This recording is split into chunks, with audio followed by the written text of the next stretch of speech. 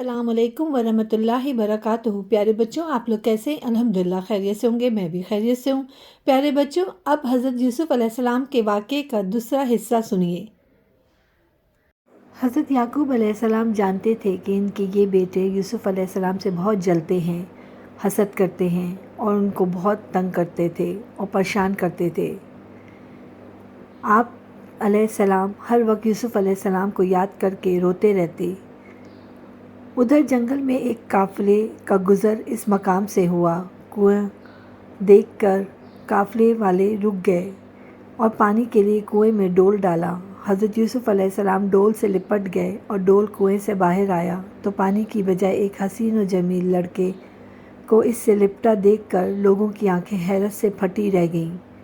وہ لوگ آپ علیہ السلام کو مصر لے گئے اور ایک بڑے شاہی سردار فوتی فار کے ہاتھ فروخت کر دیا۔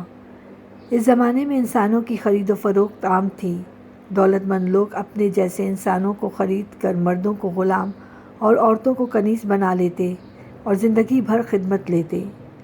سردار فوتی فار نے بھی حضرت یوسف علیہ السلام کو غلام بنانے کے لیے خریدا تھا، مگر وہ آپ علیہ السلام کے حسن و چاہت اور اخلاق و کردار سے اس قدر متاثر ہوا کہ اپنے گھر کی دیکھ بھال کا مکمل انتظام آپ علیہ السلام کے سپرد کر دیا۔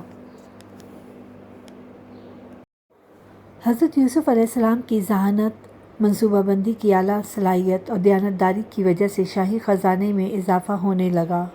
زرعی پیداوار پہلے سے کئی گنا بڑھ گئی اور گودام غلے سے بھر گئے۔ کچھ ہی عرصے بعد مصر اور اس کے اطراف کے علاقوں میں قحط پڑ گیا، مویشی اور انسان مرنے لگے۔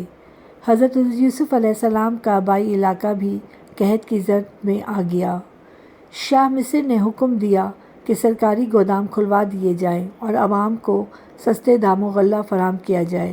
لوگ دور دور سے غلہ خریدنے کے لیے آنے لگے۔ حضرت یوسف علیہ السلام کے بھائی بھی مصر پہنچے۔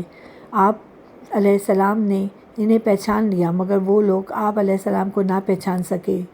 آپ علیہ السلام نے ان سے بہت حسن سلوک سے پیش آئے اور پھر انہیں اپنے بارے میں بتایا، اور یہ بھی کہ کنویں میں گرا دیے جانے کے بعد اللہ تعالیٰ نے کس طرح آپ علیہ السلام کی مدد فرمائی، اور نہ صرف یہ کہ آپ علیہ السلام زندہ سلامت ان کے سامنے موجود ہیں، بلکہ اللہ تعالیٰ نے انہیں بلند و مقام مرتبہ عطا فرمایا ہے، جبکہ ظلم کرنے والے محتاج اور سوالی بن کر آپ علیہ السلام کے سامنے کھڑے ہیں۔ حضرت یوسف علیہ السلام کے بھائی سخت شرمندہ ہوئے اور آپ علیہ السلام سے اپنے کیے کی معافی مانگنے لگے۔ آپ علیہ السلام نے معاف فرما دیا۔ پھر اپنے والد حضرت یعقوب علیہ السلام کو بھی مصر بلوایا اور سب ساتھ رہنے لگے۔ پیارے بچوں، میرے اس پیاری کہانیوں کو لائک کیجیے، سبسکرائب کیجیے اور بیل آئیکن پہ کلک کیجیے اور زیادہ سے زیادہ شیئر کیجیے۔ السلام علیکم ورحمۃ اللہ وبرکاتہ۔